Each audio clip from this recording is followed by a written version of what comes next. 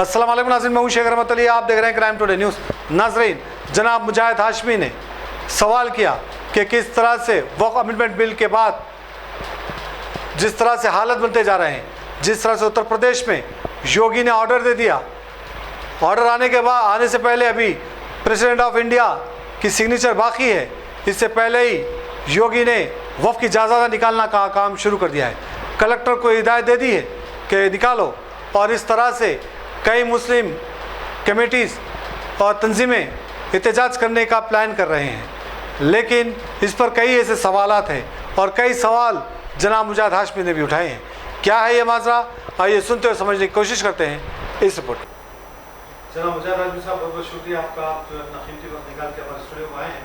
जिस तरह से अवाम में एक बेचैनी सी है कि जो वक्फ अमेंडमेंट बिल का जो मसला हुआ है, पार्लियामेंट और राज्यसभा में पास हो गया है, प्रेसिडेंट ऑफ इंडिया की सिग्नेचर की ज़रूरत है, कई लोग कोर्ट को भी गए हैं, लेकिन यहाँ पर एक बड़ा मसला ये हो गया है कि मुस्लिम पर्सनल लॉ बोर्ड और जमीयत उलमा का जो है एक अलग अलग अपने ख्यालात सामने देखने को मिले हैं।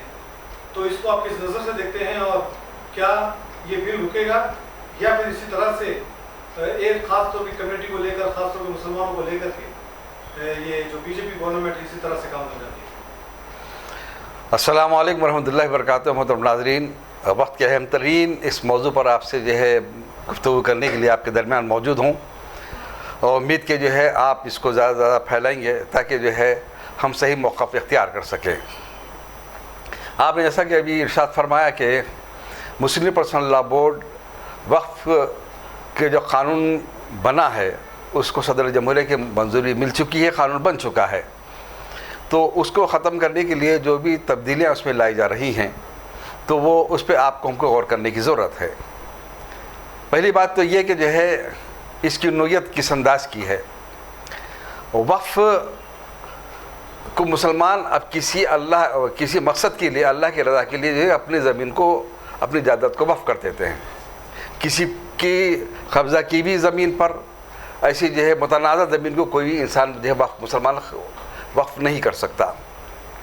रही वक्फ़ की जो जायदादें हैं वो सदियों पुराने जो है वक्फ़ के जो है की जा चुकी हैं, वो नस्ल दर नस्ल जो है वक्फ़ के जो है हैसियत से जो इस मुल्क में मौजूद हैं। रही उससे इस्तेफादा नहीं करने की बात, ये अलग सवाल है। दरअसल बात यह है कि मुसलमानों के उनके शरीयत में मदाखलत करके उन्हें हक़ को छीना जा रहा है, ये एक अहम तरीन सवाल है।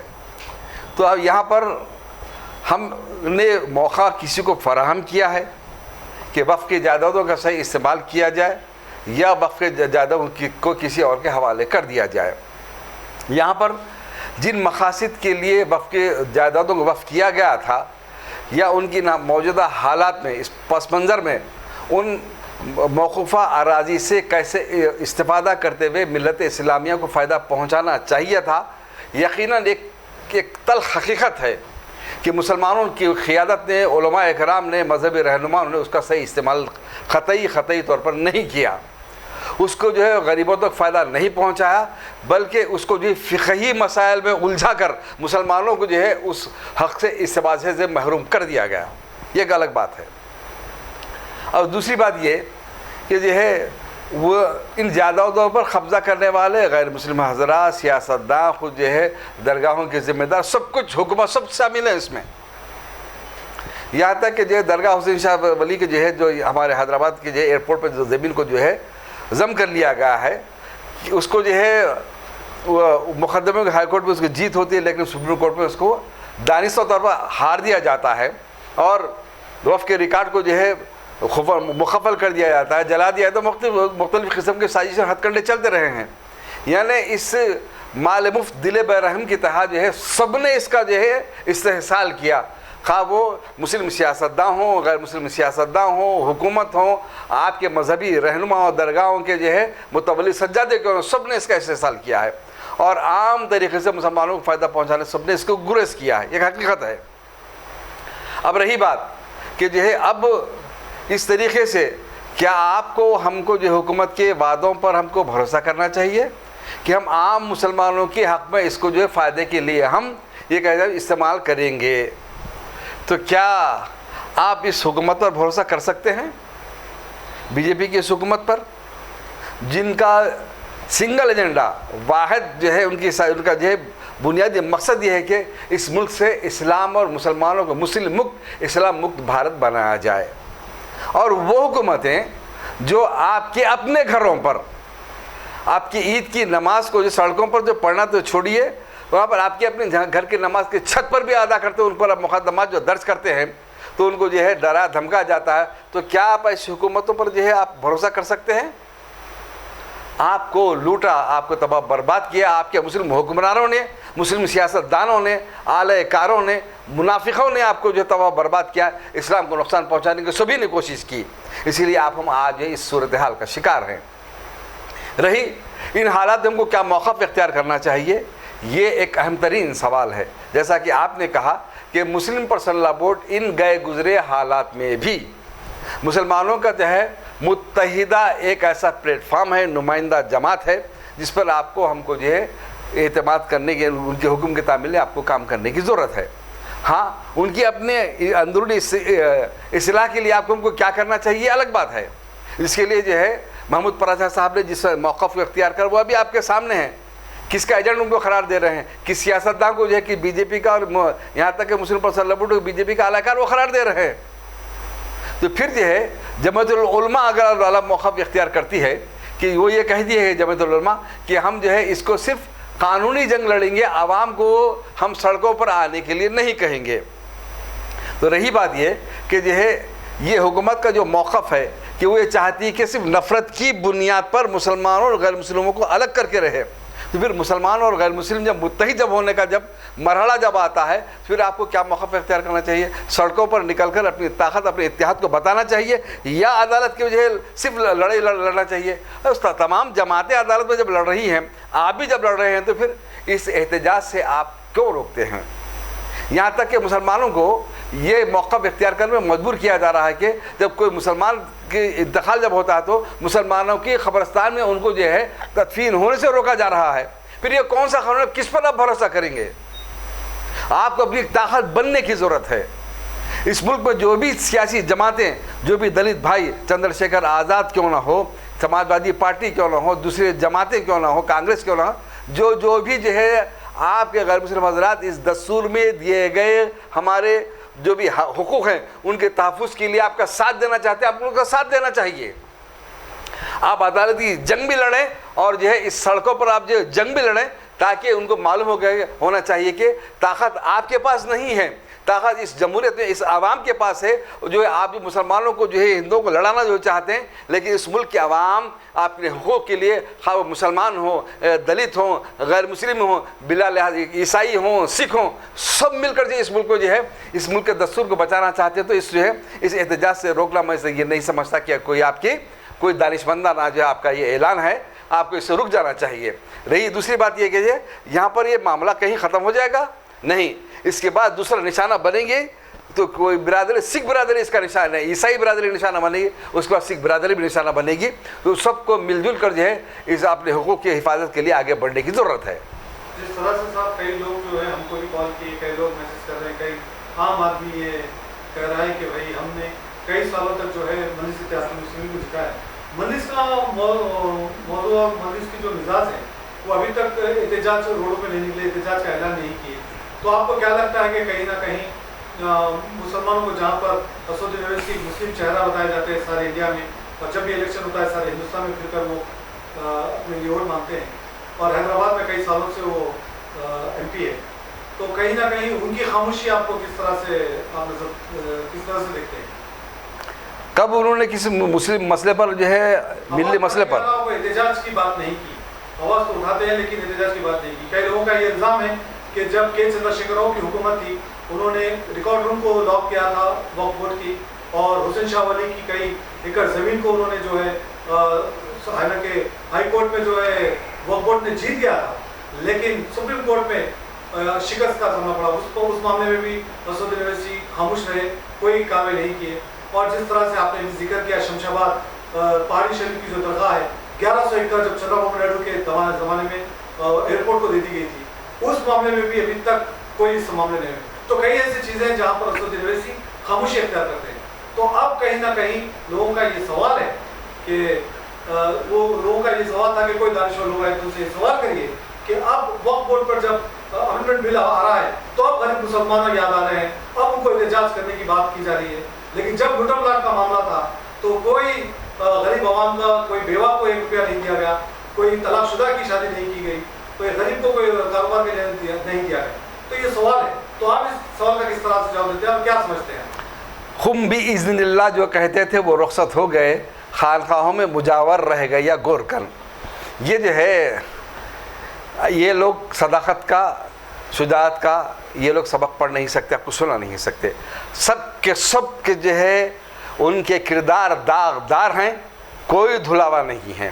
ان کو اس بات کا ڈر ہے کہ جو جیلوں میں چلے جائیں گے، لہذا خواہ یہ جماعت کیوں نہ کوئی اور بھی جماعت کیوں نہ ہو، کیا وہ جو ہے آپ کے درگاہوں کے سجادے بھی کیوں نہ ہوں، سب کے سب جو ہے اس جو ہے جرم کے مرتکب ہیں. اور ان کو لہذا اپنے آپ کو بچانے کے لیے کسی نہ کسی کے غلام اور اعلی کار موجود ہیں.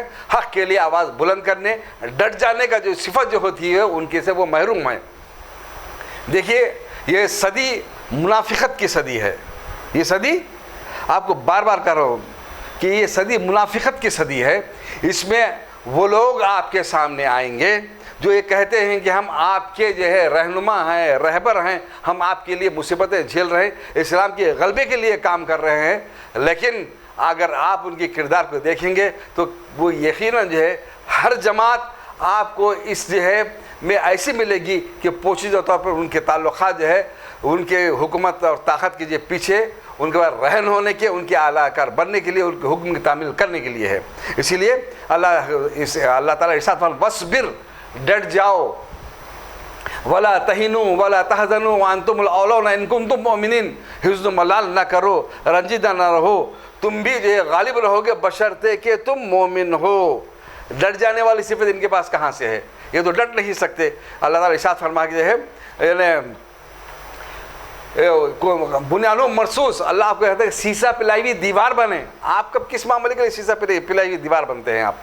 آپ جو ہے اگر میں گڑے مردے نہ کھودوں، مختصراً اگر آپ سے میں یہ بات عرض کروں کہ جو ہے کہ بابری مسجد کی شہادت کے وقت جنہوں نے جو قیادت نے جو موقف اختیار کیا تھا، تمام مسلم جماعتوں نے جو ہے یہ کہا تھا کہ بھائی یہ ہم جس وقت جو ہے ہم اور ہمارے دلت بھائی، دلت تنظیموں کے بھائی جو ہے یہ کہا تھا کہ جو ہے ہم تمام تفصیل نہیں سناؤں گا، میں صرف اتنا ہی کہوں گا.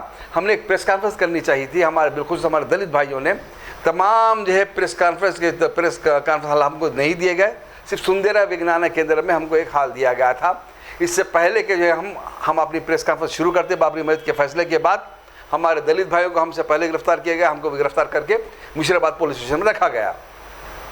ہمارے دلت بھائیوں کا ایک موقف تھا کہ فیصلہ غلط ہے، ہم بحیثیت ہندو اس بات کا مطالبہ کرتے ہیں یہاں پر مسجد ہونی چاہیے، مندر نہیں ہونا چاہیے، ہم کو جو جیل بھیج دیا جائے. لیکن اس کو چھپایا گیا، دبایا گیا، اور اس لیے کہ یہ آواز جو ہے ختم کر دی جائے، عدالت کے فیصلے کو قبول کر لیا جائے.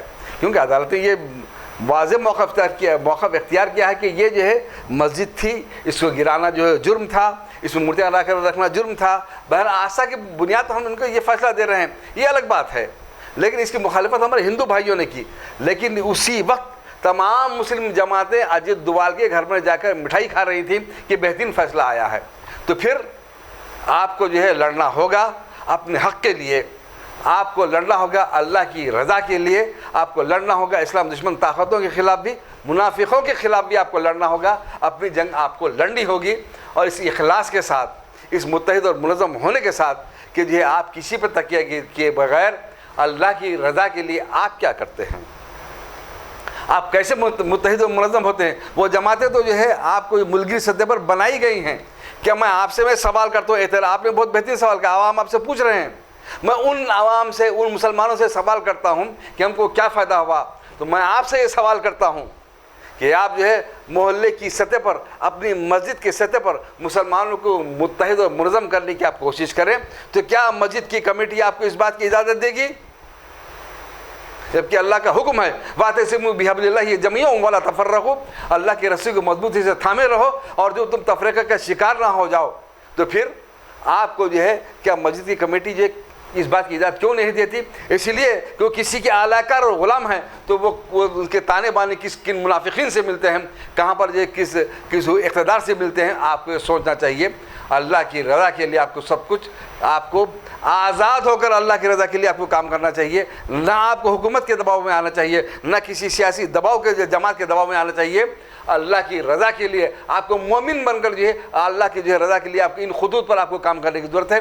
تب کہیں جا کر اللہ کی مدد آپ کو آئیے. ایسے مرحلے اور مسائل آتے رہیں گے اور جاتے رہیں گے، لیکن آگے آپ کے ایمان کا جو سودا کیا جانے والی جو بات ہوگی، آپ کی نسلوں کے ایمان کو بچانے کے لیے آپ کو منافقین سے جدوجہد کرنا پڑے گا. آپ کو محسوس کرنا پڑے گا کہ کون اپنے مفاد کی خاطر، کون جو ہے اپنے مسئلے کی، اپنے غلبے کی خاطر، کون جو ڈر کر، کون دب کر، کون جو کس کا اعلی کار بن رہا ہے، کون جو ہے آپ سے بغدوش ہو کر ان کے سامنے اپنے ہاتھوں کو جوڑ رہا ہے، کون ڈٹ جاتا ہے، کون جم جاتا ہے.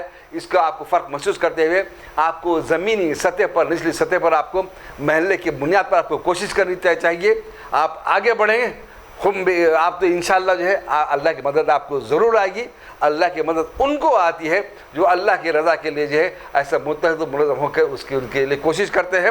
آپ جو ہے کوشش کریں اللہ کی مدد آئی. کبھی مایوس نہ ہوں، کبھی نا امید نہ ہوں، کبھی آپ تکیہ ان قیادت پر نہ کریں، منافقین پر نہ کریں، کبھی اس پر نہ کریں، بلکہ اللہ کے حکم کو سامنے رکھ کر ان کے حکم کے مطابق ہم کیسا عمل کرتے ہیں، کس سیرت طبیعت کس جو ہے آپ سبق کو اختیار کرتے ہیں.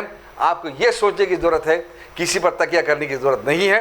ہم اللہ سے دعا کرتا ہوں کہ اللہ آپ ہم کو متحد کرے، منظم کرے اور ہم کو طاقت دے، یہاں تک کہ ہم جو ہے حق کو غلبہ دے سکیں، ہمارے دشمنوں کو بھی ہرا سکیں اور منافقین کو بھی ہرا سکیں، اور جو ہے اللہ کی رضا کے لیے جو کام کرنے والے ہیں اللہ ان کو جو ہے طاقت دے اور ان کو جو ہے اقتدار دے، تاکہ جو اپنا اقتدار نہیں چاہتے، جو تیرے قانون کو تیرے زمین پر نافذ کرنا چاہتے ان کی مدد کر. رب اغفر وارحم وانت خیر الراحمین.